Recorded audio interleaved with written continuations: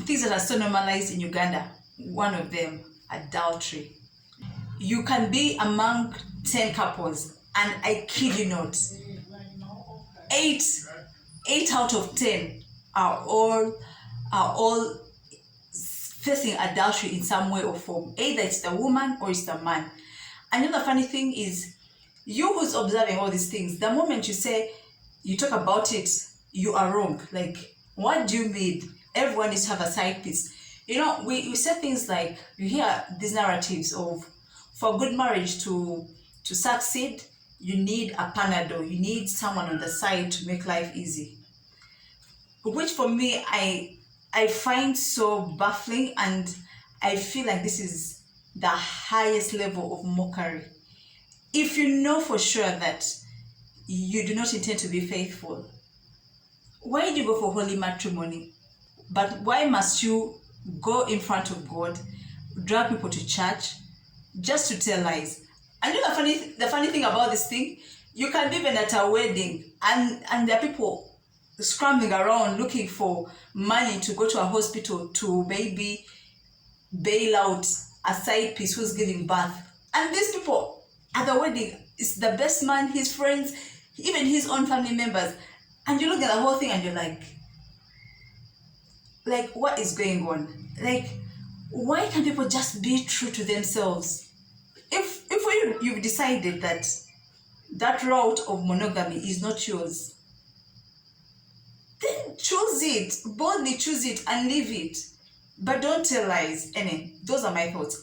The other thing that is so normalized in Uganda is corruption or giving bribes. You can go to an office to even just ask for a letter of introduction, and they'll ask you for lunch.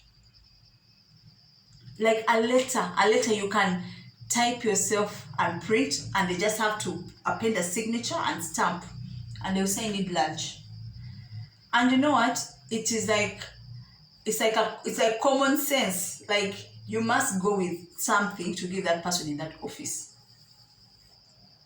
You pay people to do your work. You hear funny stories like, I'm bidding for a job, but I have to pay the person. Like, I have to, even when I've passed the whole bidding process, I have to pay those people something to give me the job.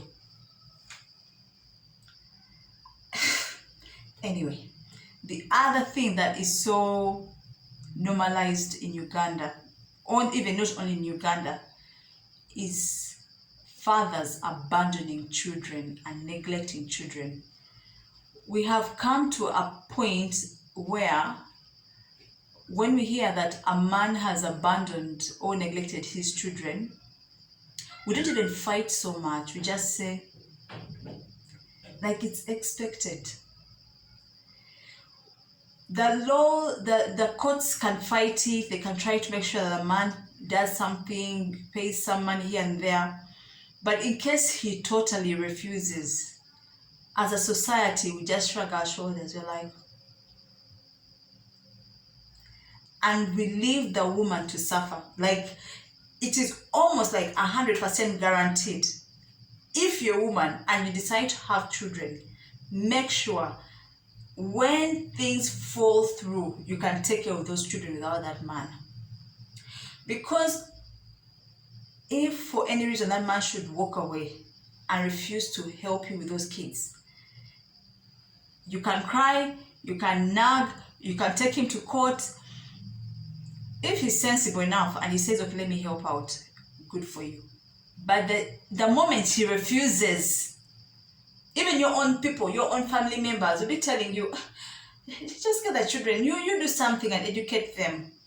We have normalized men just walking away. Like, he has gone, that's it. The other thing that we've normalized as a society and a collective is glamorizing women's suffering or women's struggle. In Uganda here, it's a common sight. You'll see a woman with a basket on her head, a baby on the back. She's probably sweeping the road. And that woman has a man, meanwhile, a man, whether legally married or not, she's living with a man.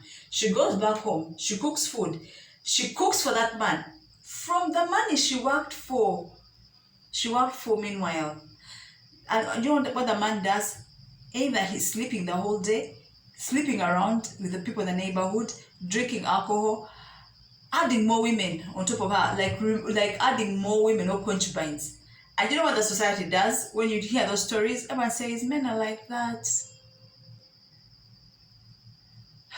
You guys, honestly, these things just are so painful to see, so painful to live through as a society. You hear I hear these stories day in, day out, and as much as I want to tell women, walk away, walk away, walk away. Sometimes you're like, is it just women? Is telling women walk away just enough? Or is there a deeper problem, we need to address as a society? Granted, you can walk away, but that man is going to get the next woman and treat that next woman the same. She will also walk away, and the cycle continues. So you find you're having broken families, you're having so many baby mamas. Like, the real issue to deal with a man, to tell the man, you know what, style up, man up, do what you're supposed to do. That's not a conversation people are ready to have. What we are ready for is to tell the woman it's okay to suffer. If the man is not caring for you, carry the load on your head. Pay the rent, buy the food, feed the man, clothe the man, do everything. That's the conversation we are ready for as a society. But while we want to sit down and tell a man, this is not right, treat your woman right, that's something everyone is like a bit timid to talk about. Everyone just walks around it. Guys, please, if you have a little ounce of, I don't know how I can put it, I think about humanity in you, little ounce of humanity, treat your women right. Because this whole thing of saying men are the prize, and that even if that woman walks away, like, imagine, even if we tell her to walk away, you already have a replacement for her. That's how bad it is, that even the woman knows that the moment I step away like this, that very evening there'll be another woman in my bed.